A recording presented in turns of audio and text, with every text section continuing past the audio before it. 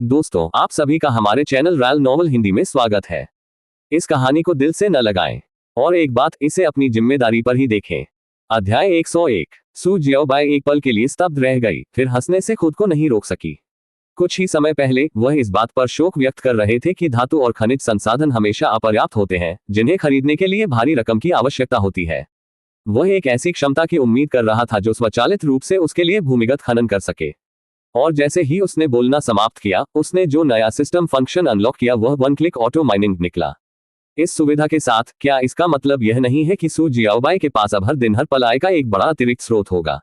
इसके अलावा जंगल में भूमिगत खनन बाजार से खनिज संसाधन प्राप्त करने से बिल्कुल अलग था। बाजार ने कीमतें तय कर दी थी, लेकिन जंगली भूमिगत खनन ने नहीं। किसे पता था, हो सकता है कि वह एक पल में अविश्वसनीय रूप से मूल्यवान अरबों मूल्य की कोई चीज खोद ले। और अगर उसने किसी दुर्लभ धातु की पूरी नस खोज ली, तो ये सिर्फ अरबों की नहीं होगी, ये सैकड़ों अरबों या खरबों की भी हो सकती है। सबसे महत्वपूर्ण बात, इस समारोह के साथ सू जियाओबाई को विदेशी दुनिया से और भी अधिक अकल्पनीय संसाधन प्राप्त करने का मौका मिलेगा। यहां तक कि शक्तिशाली मार्शल देवता भी ऐसे संसाधनों की लालसा करेंगे।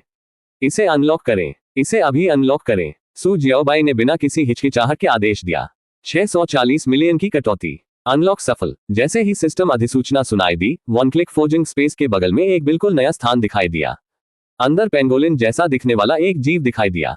हालांकि वह इंसान जितना लंबा था, भूरे सफेद शल्कों से ढका हुआ था। और उसकी नाक अविश्वसनीय रूप से तेज थी, जो एक सर्पिल ड्रिल बिट, एक माइनिंग ग्रेमलिन जैसी थी।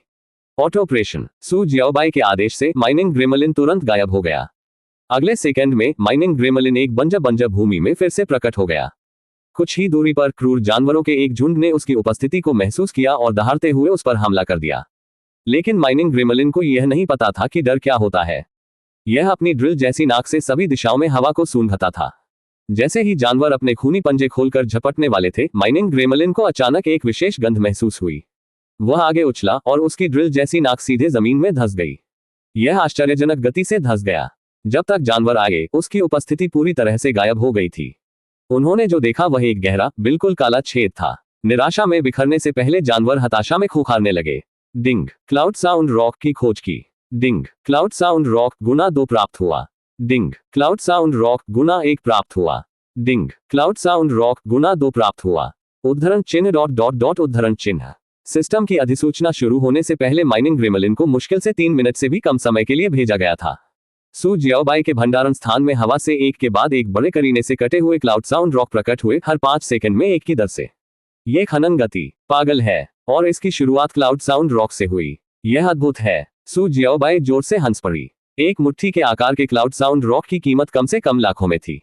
चाहे कीमिया हो या फोजिंग, यह एक आवश्यक सामग्री थी। इसकी दुर्लभता के कारण यह हमेशा बाजार में आते ही बिक जाता था।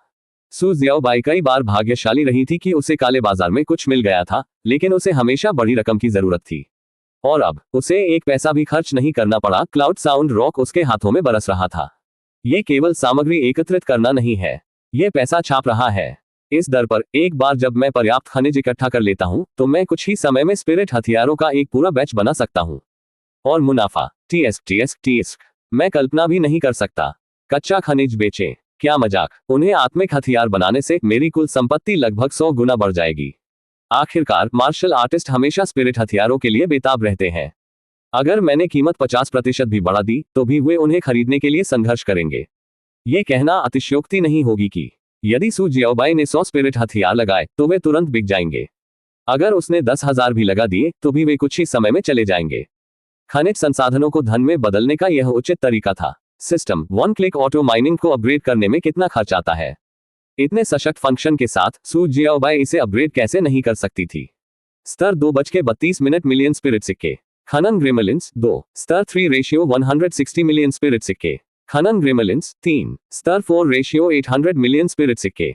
खनन ग्रेमलिन्स 4। स्तर 5। सिस्टम की प्रतिक्रिया से सू जियाओबाई ने तुरंत लागत की गणना की। प्रत्येक अपग्रेड के लिए पिछली लागत से 5 गुना की आवश्यकता होती है। यह अब तक की सबसे महंगी अपग्रेड लागत थी। लेकिन वह बिल्कुल भी असंतुष्ट नहीं थे, क्योंकि इस समारोह की लाभ क्षमता बहुत अधिक थी। एक क्लिक संग्रह के विपरीत, जहां संसाधन विशिष्ट स्थानों तक सीमित थे, खनिज हर जगह भूमिगत थे। बेतरतीब ढंग से सिर्फ एक को खोजने का मतलब संपूर्ण जमा हो सकता है, या यहां तक कि एक अविश्वसनीय खनिज शिरा भी। इतने ऊंचे मुनाफे के साथ किसे परवाह थी अगर अपग्रेड की लागत 5 गुना अधिक हो। इसे अपग्रेड करें, कोई झिझक नहीं। सिस्टम 1 क्लिक ऑटो माइनिंग को अपग्रेड करें। 32 मिलियन स्प्रिट सिक्कों की कटौती। स्तर 2 पर अपग्रेड किया गया। ग्रेमलिन्स का खनन 2। 160 मिलियन स्पिरिट सिक्कों की कटौती। स्तर 3 में अपग्रेड किया गया। ग्रेमलिन्स का खनन 3। 800 मिलियन स्पिरिट सिक्कों की कटौती। लेवल 4 में अपग्रेड किया गया। ग्रेमलिन्स का खनन 4। जैसे ही अपग्रेड पूरा हुआ, 3 नए माइनिंग ग्रेमलिन्स अस्तित्व में आए। बिना देर किए उन्हें स्वचालित रूप से जंगल में भेज दिया गया। वे पूरी गति से खजाने की खोज कर रहे थे और खनन कर रहे थे। ठीक है, अब मैं टूट गया हूं। लेवल 4 पर पहुंचने के बाद सू जियाओबाई पूरी तरह से साफ हो गई। उसके पास केवल कुछ 100 मिलियन स्प्रिट सिक्के बचे थे, किसी भी चीज को और उन्नत करने के लिए पर्याप्त नहीं थे। मुझे जो चाहिए था उसे मैंने अपग्रेड कर लिया है, जो चाहिए था उसे अनलॉक कर दिया है। अब बेस नंबर 15 पर जाने का समय आ गया है। मुझे एक प्रमुख आधार की ताकत का प्रत्यक्ष अनुभव करने की जरूरत है और देखना होगा कि विदेशी दुनिया वास्तव में कैसी दिखती है। समय बीतता गया और 3 दिन एक पल में बीत गए। डिंग यूनिफिकेशन लॉ कोडेक्स इंटरमीडिएट तक उन्नत हुआ। डिंग चेजिंग सन ब्लेड शुरुआती स्तर पर आगे बढ़ा। डिंग 10 absolute heavenly gang body intermediate में आगे बढ़ी। डिंग ग्रेट सन ब्लेड शुरुआती स्तर पर आगे बढ़ा। डिंग चेजिंग सन ब्लेड इंटरमीडिएट तक आगे बढ़ गया। डिंग बर्निंग हेवन फ्लेम आरंभिक स्तर पर आगे बढ़ा। उद्धरण चिन्ह डॉट डॉट डॉट उद्धरण चिन्ह। पिछले 3 दिनों में स्वतः अभ्यास सूचनाएं कभी बंद नहीं हुई। अनगिनत लेसर ट्रांसेंडेंट तकनीकों को मजबूत किया गया था, लेकिन सू जियाओबाई का सिस्टम पैनल जरा भी नहीं बदला था। इससे उनका विश्वास और मजबूत हुआ। एलीट मार्शल कमांडर से अल्टीमेट मार्शल कमांडर तक की छलांग अकल्पनीय रूप से कठिन थी। अध्याय 102 आधार संख्या 15। हालांकि सिस्टम का विशेषता पैनल नहीं बदला था, सू जियाओबाई स्पष्ट रूप से महसूस कर सकती थी कि उसकी ताकत धीरे धीरे बढ़ रही है। यदि पहले वह उस स्तर तक पहुंच गया था जहां वह एक औसत विशिष्ट मार्शल कमांडर को हरा सकता था, तो अब वह पूरी तरह से कुलीन स्तर के मार्शल कमांडरों को हरा सकता है। किसी और चीज का जिक्र नहीं, बस उसकी लेसर ट्रांसेंडेंट विशेषता तकनीक बर्निंग हेवन फायर। अकेले इस तकनीक के साथ सू जियाओबाई एक विशिष्ट मार्शल कमांडर को आसानी से कुचल सकती थी। उनकी लेसर ट्रांसेंडेंट ब्लेड तकनीक, उनके mid level unified law codex, उनके mid level 10 absolute heavenly body और अन्य तकनीकों को जोड़ने पर विशिष्ट मार्शल कमांडरों को मारना मुर्गियों को मारने जितना आसान होगा। यदि कमांडर टैंक को अब सू जियाओबाई के सामने पेश होना पड़े, तो इसमें केवल एक पल लगेगा। सू जियाओबाई उसे आसानी से मार सकती है, इससे पहले कि उसे पता चले कि उसकी मृत्यु कैसे हुई। अंतिम मार्शल कमांडर दायरे तक पहुंचने के लिए केवल एक कदम बचा है। अपनी वर्तमान ताकत के साथ बेस 15 की ओर बढ़ रहा हूं। भले ही डोन फेंग आप मेरे लिए परेशानी पैदा करने की कोशिश करें, भले ही मैं उसे हरा न सकूं, फिर भी मैं आसानी से बच सकता हूं, है ना? जब भागने की बात आई तो सू जियाओबाई को कोई परेशानी नहीं हुई। उसकी स्थानिक विशेषता से गति में वृद्धि और स्थानिक धारणा के साथ उसकी उपस्थिति को ढालने की क्षमता के साथ एक अंतिम मार्शल कमांडर भी उसे पकड़ने में सक्षम नहीं होगा। ध्यान आकर्षित करने से बचने के लिए सू जियाओबाई ने सू लिंग र, जियाओबाई लोंग, डोन फेंग रॉ, एल्डर फेंग और अन्य लोगों के साथ विशेष रूप से एक बख्तरबंद वाहन खरीदने के लिए उच्च कीमत खर्च की। भाई, ये कार तो बहुत बड़ी है। सू लिंग र ने आध्यात्मिक ऊर्जा से चलने वाले बख्तरबंद वाहन को जिज्ञासा से देखा। इस प्रकार का बख्तरबंद वाहन आध्यात्मिक ऊर्जा से संचालित होता था और विशेष रूप से जंगल में लंबी दूरी की यात्रा के लिए डिजाइन किया गया था। यदि उन्हें किसी क्रूर जानवर के हमले का सामना करना पड़ता है, तो बचाव के लिए आध्यात्मिक ऊर्जा अवरोध तुरंत सक्रिय हो सकता है। मिस्टर सू, क्या आप वाकई उन सभी को अपने साथ लाना चाहते हैं? डोन फेंग रॉ ने गंभीरता से पूछा। ये यात्रा वाकई काफी जोखिम भरी थी, यहां तक कि उनके मरने की भी निश्चित संभावना थी। यदि यह कोई और होता तो वे सू लिंग र और जियाओबाई लोंग को बेस 18 पर छोड़ देते, ठीक उसी तरह जैसे डोन फेंग राव ने जानबूझकर डोन फेंग योंगान को बेस 18 पर छोड़ दिया था। लेकिन सू जियाओबाई अलग थी।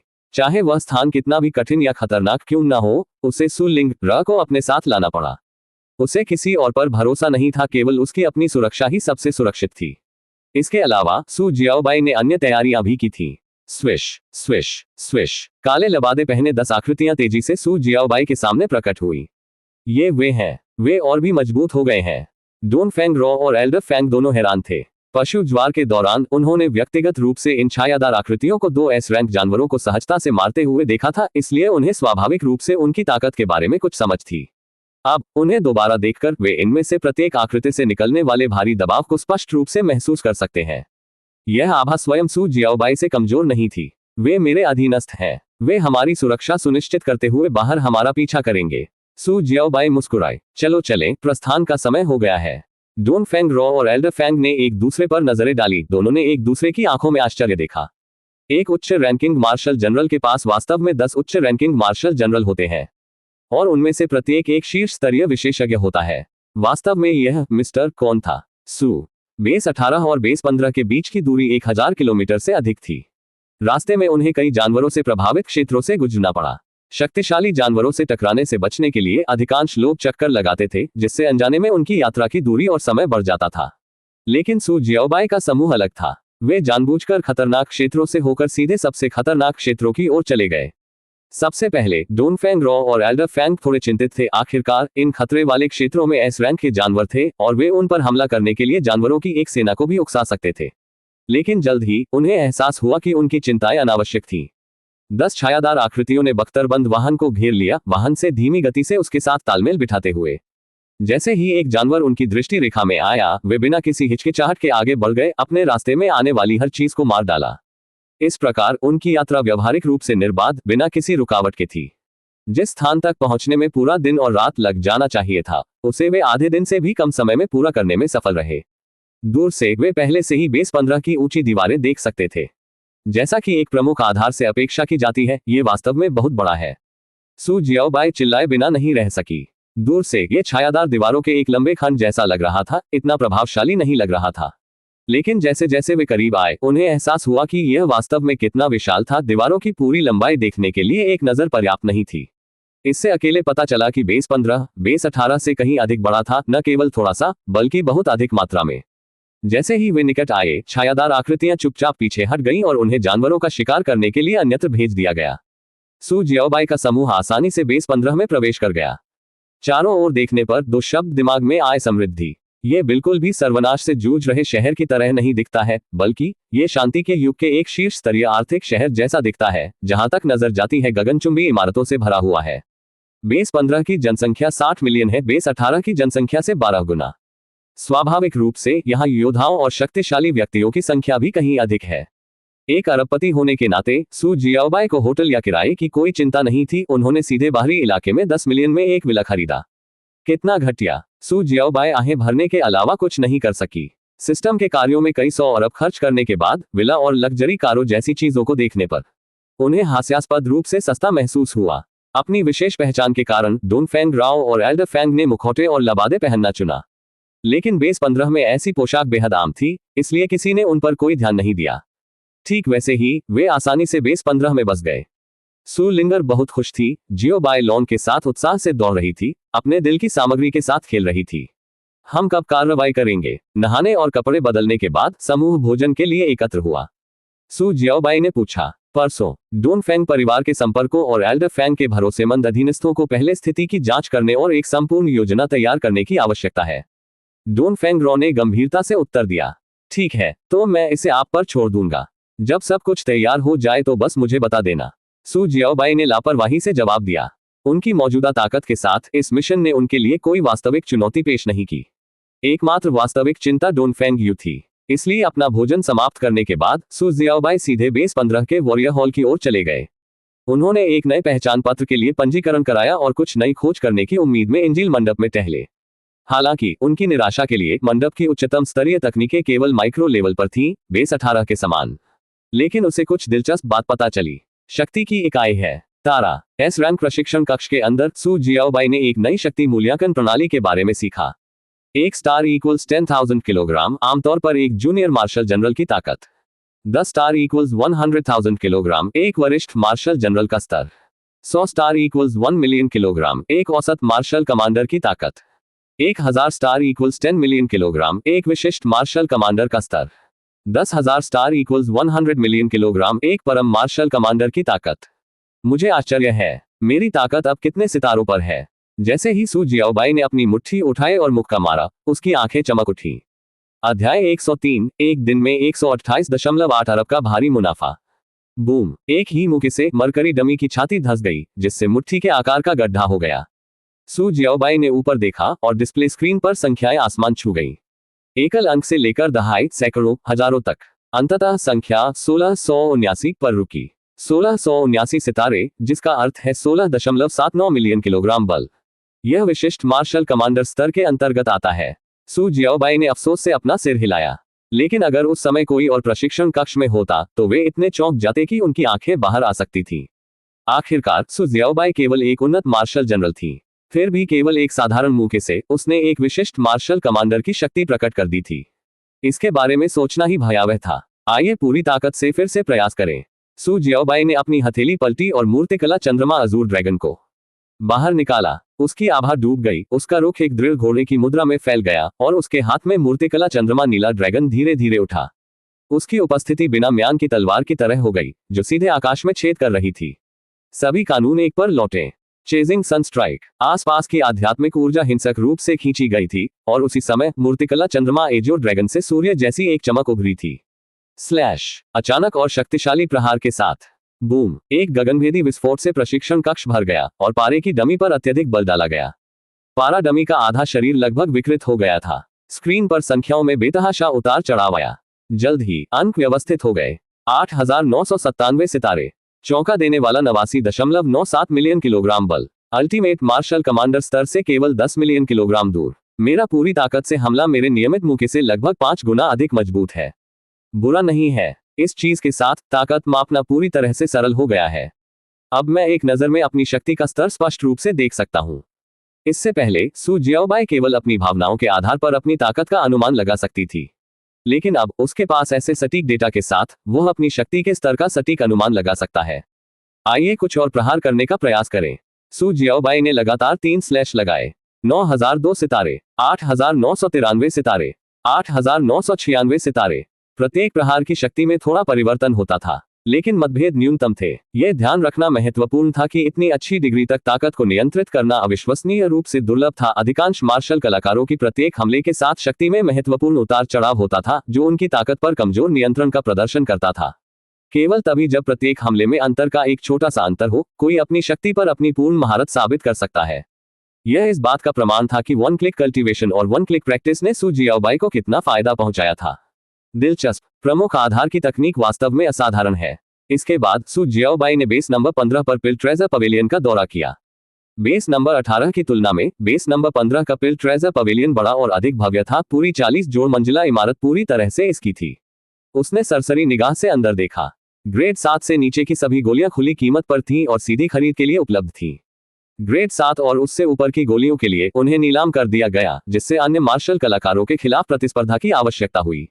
तो इसका मतलब है कि ग्रेड 7 और उससे नीचे का पैसा सीधे नकदी में बदला जा सकता है। सु जियाओबाई ने अपना डायमंड वीआईपी कार्ड दिखाया और एक परिचारिका उसे एक निजी वीआईपी कमरे में ले गई। मैं नकद निकालना चाहता हूं। सु जियाओबाई सीधे मुद्दे पर पहुंची। उसने पिछले कुछ दिनों में परिष्कृत की गई सभी गोलियां निकाली और उन्हें मेज पर रख दिया। उन सभी को परफेक्ट ग्रेड। वे सभी परफेक्ट ग्रेड की गोलियां हैं। लेन देन का प्रभारी कीमिया मूल्यांकन करता स्तब्ध रह गया। यहां तक कि उसकी आंखें भी अविश्वास से कांपने लगी। ऐसा नहीं था कि उसने पहले कभी उत्तम दर्जे की गोलियां नहीं देखी थी, लेकिन लगभग 1000 गोलियां ग्रेड 1 से लेकर ग्रेड 6 तक सभी उत्तम ग्रेड की और उसकी आंखों के ठीक सामने रखी गई। ऐसा दृश्य उसने पहली बार देखा था।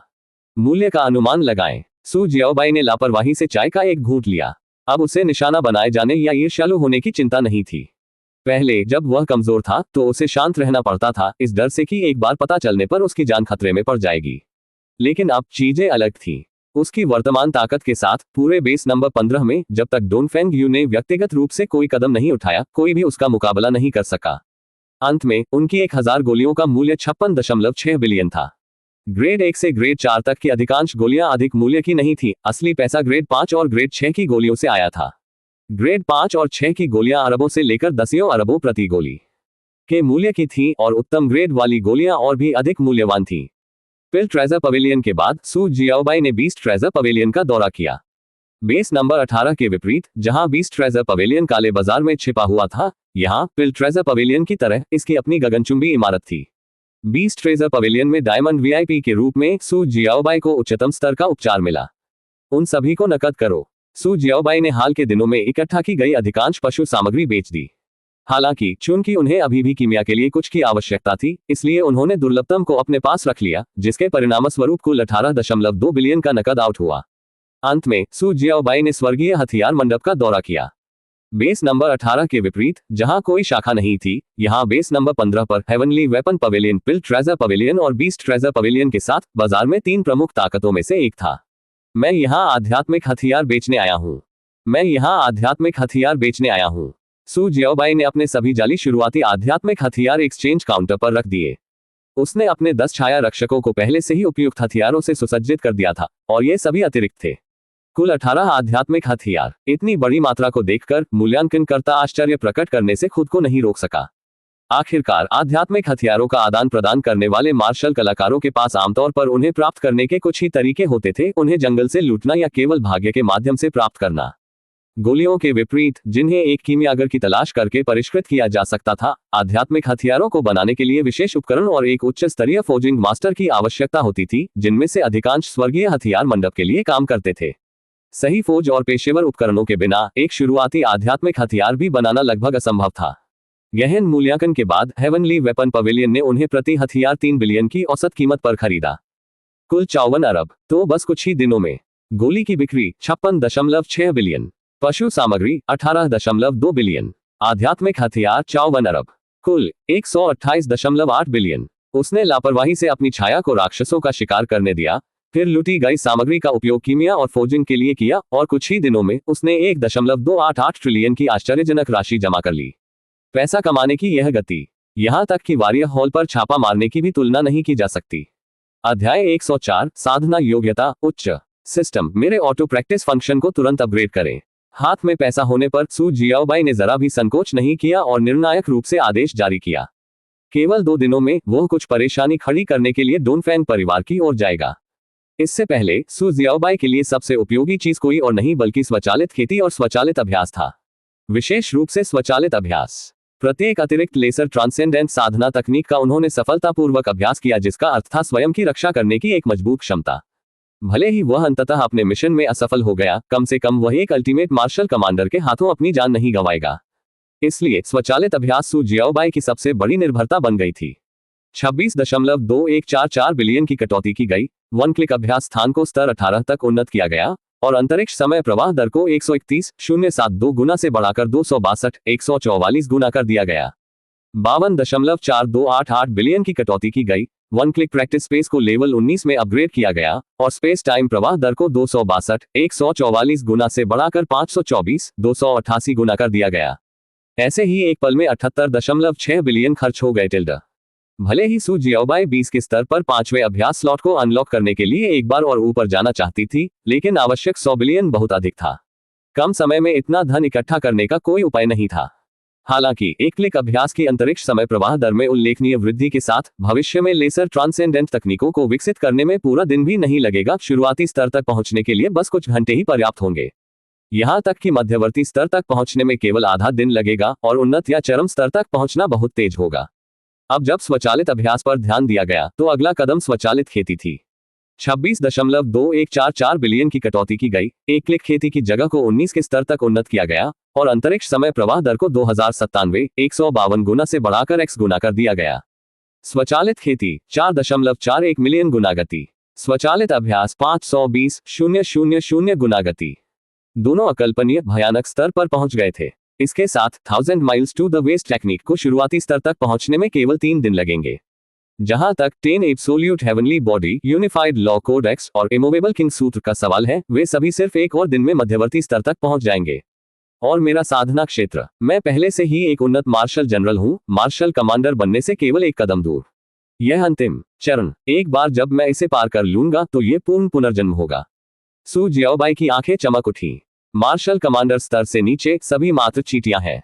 यह एक सच्चाई थी जिसका एहसास सू जियाओबाई को धीरे धीरे हो गया था। मार्शल कमांडर तक पहुंचने से पहले कोई उड़ नहीं सकता था, लेसर ट्रांसेंडेंट तकनीकों को नहीं समझ सकता था, महत्वपूर्ण ऊर्जा सीमित थी और उसका शरीर स्टील जितना लचीला नहीं था। लेकिन एक बार जब वह एक मार्शल कमांडर बन गया तो वह आकाश में उड़ सकता था, लेसर ट्रांसेंडेंट तकनीकों को पूरी तरह से समझ सकता था, उसकी महत्वपूर्ण ऊर्जा एक उग्र नदी की तरह उबल जाएगी और उसका शरीर लोहे की तरह अटूट हो जाएगा। यह संपूर्ण जीवन स्तर को पार करने जैसा था। एक बार जब वह मार्शल कमांडर के दायरे में पहुंच गया तो उसकी ताकत कल्पना से परे आसमान छू जाएगी। अब यह बस इंतजार करने की बात है। लेकिन चूंकि मैं पहले से ही यहाँ बेस 15 पर हूँ, मुझे दूसरी दुनिया में जाने से पहले अपनी योग्यता में सुधार करने पर काम करना चाहिए, है ना? बेस 15 पर आते हुए डोनफैंग परिवार से निपटने के अलावा सू जियाओबाई की सर्वोच्च प्राथमिकता अन्य दुनिया थी। दूसरी दुनिया में प्रवेश करने के लिए अनिवार्य आवश्यकताओं में से एक शीर्ष स्तरीय साधना योग्यता का होना था। फिर भी अब तक सू जियाओबाई की योग्यता निम्नतम स्तर पर बनी हुई है। इस प्रकार जब उन्होंने अपनी गोलियां बेची तो उन्होंने विशेष रूप से वे दवाएं रखी जो योग्यता बढ़ा सकती थी। ग्रेड 4 से लेकर ग्रेड 6 तक उनके पास ये सब थे। बिना किसी हिचकिचाहट के उसने 10 one origin heaven opening pills निकाली और उन्हें कैंडी की तरह चबाते हुए सीधे अपने मुंह में भर लिया। जैसे ही गोलियां उसके पेट में गईं, प्रभाव तुरंत शुरू हो गया। उसके शरीर में जलन होने लगी जिससे उसे असहनीय गर्मी महसूस होने लगी। हालांकि संवेदना जितनी तेजी से आई उतनी ही तेजी से गायब भी हो गई। इसने काम किया। सू जियाओबाई ने तुरंत अपनी स्थिति की जांच की और देखा कि उसकी साधना योग्यता निम्नतम से बुनियादी में बदल गई है। अधिकांश लोगों के लिए अपनी साधना योग्यता को संशोधित करना एक कष्टदायक अनुभव था। यहां तक कि सू लिंगर को भी उसे अपग्रेड करते समय अपने दांत पीसने पड़े और असहनीय दर्द सहना पड़ा। लेकिन सू जियाओबाई अलग थी। वह पहले से ही एक उच्च स्तरीय मार्शल जनरल था और उसकी वास्तविक युद्ध शक्ति कुलीन मार्शल कमांडरों को कुचलने के लिए पर्याप्त थी। इसके अलावा कई लेसर ट्रांसेंडेंट बॉडी रिफाइनिंग तकनीकों को विकसित करने के कारण उनके मांस हड्डियों और मेरिडियन को अत्यधिक स्तर तक मजबूत किया गया था। योग्यता में बदलाव से होने वाला थोड़ा सा दर्द भी उसके लिए कुछ भी नहीं था।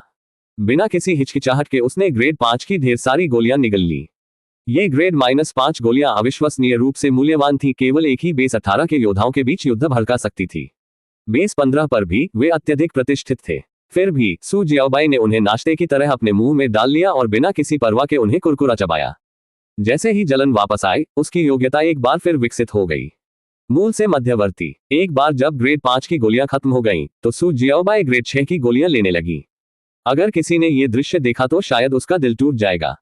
वह असली ग्रेड 6 गोली थी जिसका वजन सोने के बराबर था। और फिर भी सू जियाओबाई ने इसे एक सामान्य नाश्ते की तरह बनाया। किसी बाहरी व्यक्ति को ऐसा नहीं लगेगा कि वह गोलियां चबा रहा है, बल्कि आध्यात्मिक सिक्कों के ढेर जला रहा है। कुछ ही समय में उनकी योग्यता इंटरमीडिएट से आगे उन्नत हो गई। अब वह शीर्ष स्तर की योग्यता तक पहुंचने से केवल एक कदम दूर था। हालांकि इस अंतिम बाधा को पार करने के लिए उसे ग्रेड 7 गोलियों की आवश्यकता थी और उनकी बड़ी मात्रा में। एक बार जब दुर्लभ संसाधनों का अगला बैच आ जाएगा तो मैं और अधिक ग्रेड 7 गोली सामग्री और कीमिया सूत्र एकत्र करूंगा। फिर मैं अपनी योग्यता को सीधे शीर्ष पर ले जाऊंगा।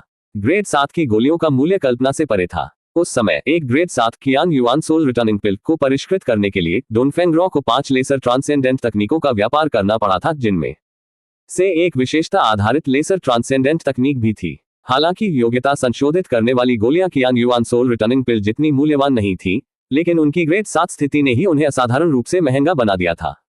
अगले दिन जबकि एल्डर फेंग और डोनफेंग राव कुछ लोगों से मिलने के लिए बाहर गए थे, सू जियाओबाई घर पर ही रहीं और सू लिंग र और जियो लोंग बाई के साथ खेलती रहीं। खेलते समय भी वह अपने अभ्यास स्लॉट में लेसर ट्रांसेंडेंट तकनीकों को घुमाना नहीं भूले। स्वचालित अभ्यास के 19 के स्तर तक पहुंचने के साथ उसकी साधना की गति आसमान छू गई थी। एक शरीर शोधन लेसर ट्रांसेंडेंट तकनीक केवल 6 घंटों में शुरुआती स्तर तक पहुंच गई। इंटरमीडिएट स्तर तक पहुंचने में केवल 10 घंटे लगे।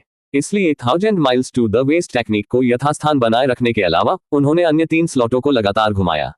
डिंग स्वर्ग भेदी रिकॉर्ड मध्यवर्ती स्तर पर पहुंच गया। Ding star shattering purple word dominance तकनीक मध्यवर्ती स्तर पर पहुंच गई। डिंग एजो ड्रैगन ब्रेक मध्यवर्ती स्तर पर पहुंच गया। लेसर ट्रांसेंडेंट तकनीकों की इतनी भयावह संख्या के साथ उनके स्टेटस पैनल में अंततः गुणात्मक परिवर्तन आया। अध्याय 105 मार्शल कमांडर के पद पर पदोन्नत। मानव सू जियाओबाई। क्षेत्र स्तर उन्नत मार्शल जनरल। शक्ति स्तर कुलीन मार्शल कमांडर। सहन शक्ति स्तर अंतिम मार्शल कमांडर। चपलता स्तर कुलीन मार्शल कमांडर। खेती की योग्यता उच्च। निपुण तकनीकें अचल राजा सूत्र मध्यवर्ती एकीकृत कानून कोडेक्स मध्यवर्ती 10 पूर्ण स्वर्गीय शरीर मध्यवर्ती जलती हुई स्वर्ग ज्वाला शुरुआती chasing sun blade. Intermediate great sun blade intermediate heavenly mechanism step intermediate heaven piercing record intermediate star shattering purple word domination art intermediate एजियो dragon break intermediate silk winding slash intermediate wind thunder force intermediate baleful energy blade intermediate go chain dance intermediate unlock system functions. एक click खेती स्तर 19 एक click अभ्यास स्तर 19 एक click auto hunting स्तर 10 एक क्लिक कीमिया स्तर 7 एक क्लिक संग्रह स्तर 7 एक क्लिक फोजिंग स्तर 7 एक क्लिक खनन स्तर 4। धीरज का स्तर अंतिम मार्शल कमांडर तक पहुंच गया है। सू जियाओबाई ने अपनी मुठ्ठियां भींच ली और महसूस किया कि उनके भीतर की शक्ति और भी अधिक ठोस और सघन हो गई है। उनकी ताकत पहले से ही अल्टीमेट मार्शल कमांडर स्तर के असीम करीब थी। उनके पूर्ण शक्ति वाले हमले की ताकत अल्टीमेट मार्शल कमांडरों के रैंक में प्रवेश करने से केवल 1000 सितारे कम थी। अब कई लेसर ट्रांसेंडेंट बॉडी रिफाइनिंग तकनीकों से बड़े पैमाने पर सुदृढ़ीकरण के साथ, जिनमें से सभी को इंटरमीडिएट में अपग्रेड किया गया था, उनकी सहनशक्ति में गुणात्मक उछाल आया। धीरज स्तर में वृद्धि का मतलब है कि मेरी सहनशक्ति और रक्षा अब एक अल्टीमेट मार्शल कमांडर के बराबर हो गई है। अगर मैं जीत नहीं सका तो भी मैं खतरे में नहीं पड़ूंगा। अगर मुझे भागने की जरूरत है तो मुझे ऐसा करने में कोई समस्या नहीं होगी। एक विशिष्ट मार्शल कमांडर के लिए एक अल्टीमेट मार्शल कमांडर को चुनौती देने के लिए सबसे बड़ा मुद्दा रक्षा था। क्षेत्रों में अंतर अनिवार्य रूप से एक तरफा कुचल लाभ था। अन्यथा डोनफेंग आप अकेले दम पर बेस नंबर 15 पर हावी नहीं हो पाते। उस क्षण सू जियाओबाई की अभिव्यक्ति अचानक बदल गई जब वह धुंधले की तरह आगे बढ़ी। बूम! जैसे ही वह विशाल पिछवाड़े में पहुंचा, उसके शरीर से शक्ति का एक अभूतपूर्व विस्फोट हुआ। एक हिंसक झटके ने तुरंत आसपास की घास उखाड़ दी और यहां तक कि दूर के पेड़ों को भी आधा तोड़ दिया। 20 मीटर के दायरे में जमीन नंगी हो गई थी, मानो किसी मिसाइल से हमला किया गया हो। जब सू जियाओबाई ने फिर से अपनी आंखें खोली तो वे एक विशाल तारों वाले आकाश की तरह चमक रही थी, गहरी और अथाह। उसने एक कदम आगे बढ़ाया और सीधे पतली हवा में कदम रखा। फिर मानो किसी अदृश्य शक्ति द्वारा उठा लिया गया हो, वह ऊंचा और ऊंचा उठ गया। स्पष्ट रूप से सू जियाओबाई उस दायरे में पहुंच गई थी जिसका अनगिनत लोग सपना देखते थे। Marshal commander. पहले की भयावह आभा वास्तव में एक मार्शल कमांडर स्तर के विशेषज्ञ की दमनकारी उपस्थिति थी, जैसा कि स्तर 19 की अपेक्षा थी। 4.41 मिलियन गुना साधना समय त्वरण के साथ उन्नत मार्शल जनरल से मार्शल कमांडर तक जाने में केवल कुछ दिन लगे। इस सफलता के साथ मुझे अब डोनफेंग परिवार की अपनी यात्रा के बारे में चिंता करने की जरूरत नहीं है। सू जियाओबाई मुस्कुराए। अपनी आंखें फिर से बंद करके उसने अपने नए लोक की पुनर्जन्म जैसी अनुभूति का स्वाद लिया। चूंकि वह अभी अभी टूटा था, उसके शरीर का परिवर्तन अभी भी पूरे जोरों पर था। उसकी मांसपेशियों का घनत्व कई गुना बढ़ गया। यदि उसका मांस पहले सामान्य मांस जैसा था, तो अब मार्शल कमांडर के पास पहुंचते पहुंचते उसका शरीर अविनाशी स्टील बन गया था। यहां तक कि उसकी हड्डियों और मेरिडियन का भी स्टील जैसा पुनर्निर्माण किया गया था। लापरवाही से अपनी मुट्ठी बंद करने या उसे हवा में घुमाने से एक ध्वनि उत्पन्न होती है और मेरी आंतरिक ऊर्जा भंवर एक ऊर्जा कोर्ट में बदल गई है। मार्शल कमांडर से पहले एक योद्धा के डेंटियन में एक ऊर्जा भंवर होता था जो प्रगति के साथ विस्तारित होता था। हालांकि अब वह भंवर जम गया था, जिससे चमकती दरारों वाला एक दांतेदार काला पत्थर बन गया था जो एक फीकी आभा बिखेर रहा था। सू जियाओबाई स्पष्ट रूप से महसूस कर सकती थी कि यह ऊर्जा कोर जितनी ऊर्जा संग्रहित कर सकता है वह किसी ऊर्जा भंवर की तुलना में कहीं अधिक है। यह इस ऊर्जा कोर के कारण ही था कि उसने गुरुत्वाकर्षण का विरोध करने और हवा में स्वतंत्र रूप से चलने की क्षमता हासिल कर ली थी। मैं इसे महसूस कर सकता हूं। मेरा वर्तमान स्व एक ही मुक्के से मेरे पिछले स्व को खत्म कर सकता है। यह अपग्रेड मेरे सिस्टम पैनल पर कैसे प्रतिबिंबित होगा? सू जियाओबाई ने तुरंत अपने अद्यतन आंकड़े जांचे। मानव सू जियाओबाई। क्षेत्र स्तर मार्शल कमांडर। ताकत का स्तर अल्टीमेट मार्शल कमांडर। सहन शक्ति स्तर अंतिम मार्शल कमांडर। चपलता स्तर परम मार्शल कमांडर। खेती की योग्यता उच्च। निपुण तकनीकें अचल राजा सूत्र मध्यवर्ती एकीकृत कानून कोडेक्स मध्यवर्ती 10 निरपेक्ष स्वर्गीय शरीर मध्यवर्ती जलती हुई स्वर्ग लौ शुरुआती चेजिंग सन ब्लेड मध्यवर्ती ग्रेट सन ब्लेड मध्यवर्ती स्वर्गीय तंत्र चरण मध्यवर्ती स्वर्ग भेदी रिकॉर्ड मध्यवर्ती स्टार शैटरिंग पर्पल शून्य वर्चस्व कला मध्यवर्ती एजियो dragon break intermediate silk winding slash intermediate wind thunder force intermediate baleful energy blade intermediate go chain dance intermediate. Unlock system functions एक क्लिक खेती स्तर 19 एक क्लिक अभ्यास स्तर 19 एक क्लिक ऑटो हंटिंग स्तर 10 एक क्लिक कीमिया स्तर 7 एक क्लिक संग्रह स्तर 7 एक क्लिक फोर्जिंग स्तर 7 एक क्लिक खनन स्तर 4। मैं पूरी तरह से अल्टीमेट मार्शल कमांडर तक पहुंच गया हूं। सू जियाओबाई की आंखों में एक तेज चमक उठी। अब जब वह पूर्ण अल्टीमेट मार्शल कमांडर स्तर पर पहुंच गया था तो वह डोनफेंग यू को सीधे चुनौती देने के लिए पूरी तरह से योग्य था। वास्तव में अपनी शरीर सुधार तकनीकों में सुधार के साथ सू जियाओबाई डोनफेंग यू को भी आसानी से कुचलने में सक्षम हो सकती है। लेकिन इससे भी महत्वपूर्ण बात, उसके सिस्टम के इस स्तर तक पहुंचने का मतलब यह भी था कि उसके 10 छाया सैनिक डोनफेंग यू पर भी आसानी से हावी हो सकते थे। अगर वह चाहता तो बेस नंबर 15 को आसानी से पार कर सकता था। स्तर ऊपर जाने की ये दर बिल्कुल उत्साहवर्धक है। सू जियाओबाई मुस्कुराए बिना नहीं रह सकी। मूल रूप से उसने सोचा कि डोनफेंग परिवार में उसका घुसपैठ मिशन एक चुनौती होगी जहां वह मुश्किल से अपना काम पूरा कर पाएगा और सुरक्षित रूप से बच पाएगा। लेकिन अब केवल 2 दिनों के बाद उसे एक अकल्पनीय सफलता मिली। डोनफेंग परिवार में बंधकों को छुड़ाना अब कोई दबाव नहीं था। स्पष्ट रूप से कहें तो अब वह अपनी इच्छानुसार डोनफेंग परिवार में प्रवेश कर सकता था और छोड़ सकता था। उसे कोई नहीं रोक सका। वे वापस आ गए हैं। उस पल सू जियाओबाई को कुछ महसूस हुआ। मार्शल कमांडर स्तर तक पहुंचने पर उनकी आध्यात्मिक शक्ति में उल्लेखनीय वृद्धि हुई। उनकी पहले से ही तीव्र स्थानिक जागरूकता अब उनकी आध्यात्मिक शक्ति के साथ जुड़ गई थी, जिससे उनकी धारणा सीमा तेजी से बढ़ गई। थी। जैसे ही डोनफेंग रॉ और एल्डर फैंग प्रकट हुए, उसने तुरंत उनकी उपस्थिति का पता लगा लिया। मुझे अपनी आभा को थोड़ा दबाना चाहिए, उन्हें डराना नहीं चाहता। सू जियाओबाई ने हंसते हुए अपनी मार्शल कमांडर स्तर की आभा को छुपाने के लिए अपनी स्थानिक ऊर्जा का उपयोग किया और इसे वापस उन्नत मार्शल जनरल स्तर पर ला दिया। श्री सू, योजना तैयार है, हम कल कार्रवाई करेंगे। डोनफेंग राव की आंखें उत्साह से चमक उठी, जो स्पष्ट रूप से एक सफल बातचीत का संकेत दे रही थी। एल्डर फेंग ने अपने मुखबिरों के माध्यम से पुष्टि की है कि मेरी मां डोनफेंग परिवार के आंतरिक अध्ययन कक्ष में कैद है। उसने सू जियाओबाई को एक नक्शा सौंपा। श्री सू, कल के मिशन की सफलता पूरी तरह आप पर निर्भर करती है। अध्याय 106, मानसिक गुरु। सू जियाओबाई ने खुद को बहुत अच्छी तरह से नियंत्रित किया, इतना कि न तो डोनफेंग रॉ और न ही एल्डर फेंग को उसकी ओर से थोड़ी सी भी विसंगति का पता चला। जब नक्शा फैलाया गया तो सू जियाओबाई ने एक सामान्य नजर डाली और उसे तुरंत याद कर लिया। हालांकि इससे उनमें थोड़ा संदेह भी पैदा हुआ। कैबिनेट अध्ययन कक्ष, ये स्थान व्यवहारिक रूप से डोनफेंग परिवार के केंद्र में है। यदि पता चला तो हम तुरंत डोनफेंग परिवार के लोगों से घिर जाएंगे, बचने की लगभग कोई संभावना नहीं होगी। लेकिन फिर उसने दोबारा सोचा। आखिरकार कैद किया गया व्यक्ति डोनफेंग यू की पत्नी थी। डोनफेंग यू के गौरव को देखते हुए उसे ऐसी जगह पर रखना वास्तव में काफी सामान्य था। इसके अलावा सू जियाओबाई की मौजूदा ताकत के साथ उसे किस बारे में चिंता करने की जरूरत थी? जिसे वास्तव में चिंतित होना चाहिए वह डोनफेंग यू है। ठीक है, इसे मुझ पर छोड़ दो। सू जियाओबाई ने सिर हिलाया। डोनफेंग रॉ और एल्डर फेंग दोनों उत्साहित थे। यह उनकी लंबे समय से इच्छा थी। यदि यह तथ्य न होता कि सहमत तारीख कल होती, तो वे अभी डोनफेंग परिवार में घुसपैठ करना और उसे सीधे छुड़ाना पसंद करते। मिस्टर सू, आप पहले से थोड़े अलग क्यों लगते हैं? इस समय समझदार डोनफेंग राव ने उत्सुकता से पूछा। पहले जब भी वह सू जियाओबाई को देखती थी तो उसे उसके बारे में कुछ भी विशेष रूप से उत्कृष्ट नहीं लगता था। लेकिन अब जब उसने उसे फिर से देखा तो वह विशाल ब्रह्मांड में मंडराते हुए एक तारे की तरह लग रहा था, गहरा, शांत और हर चाल के साथ शांति की भावना का अनुभव कर रहा था। उसने पहले भी इसी तरह की उपस्थिति महसूस की थी डोनफेंग यू से। लेकिन डोनफेंग यू की आभा इतनी शांतिपूर्ण नहीं थी, ये क्रोध और अराजकता से भरा था। ये केवल बेचैनी लेकर आया। ओह, मैंने अभी लेसर ट्रांसेंडेंट तकनीक को समझा है, इसलिए मेरी ताकत में थोड़ा सुधार हुआ। शायद इसीलिए सू जियाओबाई ने लापरवाही से एक बहाना बना दिया। श्री सू, आपकी समझने की क्षमता वास्तव में उल्लेखनीय है। एल्डर फेंग प्रशंसा में आहें भरने के अलावा कुछ नहीं कर सके। बिल्कुल, सू जियाओबाई के लिए एक दिन का प्रशिक्षण दूसरों के 1400 वर्षों तक बिना खाए या आराम किए लगातार प्रशिक्षण के बराबर था। अगर वह अभी भी कुछ समझ नहीं पा रहा है तो क्या यह हास्यास्पद नहीं होगा? ठीक है, आइए कल की विस्तृत योजना पर चर्चा करें।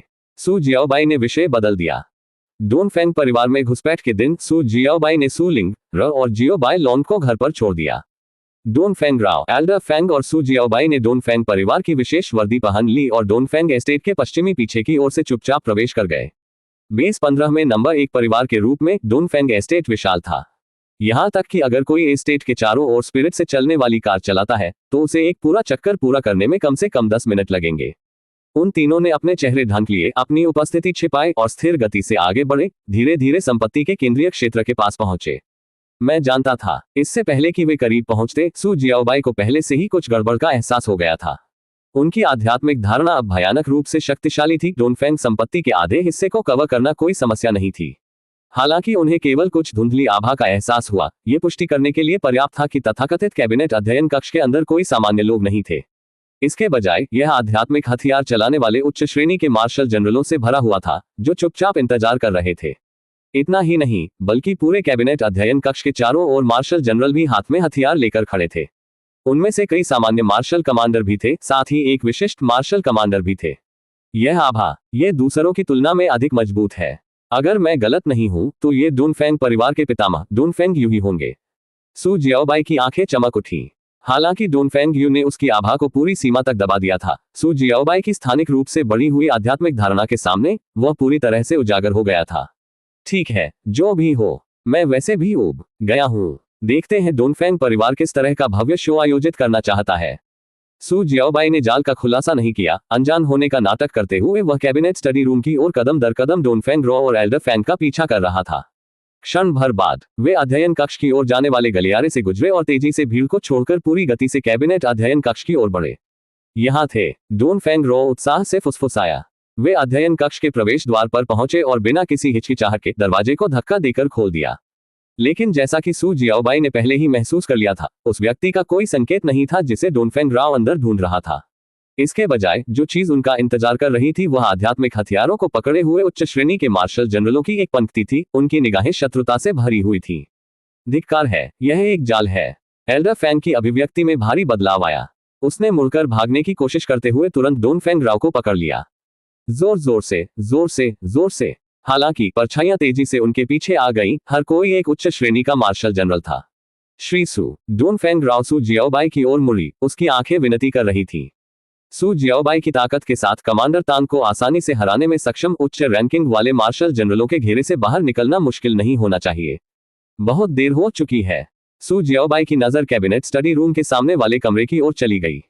दरवाजा धीरे धीरे चरमराकर खुला और एक अधेड़ उम्र का आदमी, जिसकी बाज जैसी आंखें, तलवार के आकार की भौहें और कनपटी पर सफेद धारियां थी, काले और सुनहरे ड्रैगन का गाउन पहने हुए बाहर आया। जाहिर है यह अधेड़ उम्र का व्यक्ति डोनफेंग परिवार का मुखिया था, डोनफेंग यू। उसके पीछे कई सामान्य मार्शल कमांडर, साथ ही एक विशिष्ट मार्शल कमांडर खड़े थे। सभी सु जियाओबाई और उसके समूह को अमित्र भाव से घूर रहे थे। डोनफेंग यू। पहली बार डोनफेंग राव की खूबसूरत आंखों में नफरत का संकेत दिखा। तुमने मेरी मां को कहां छुपा दिया है?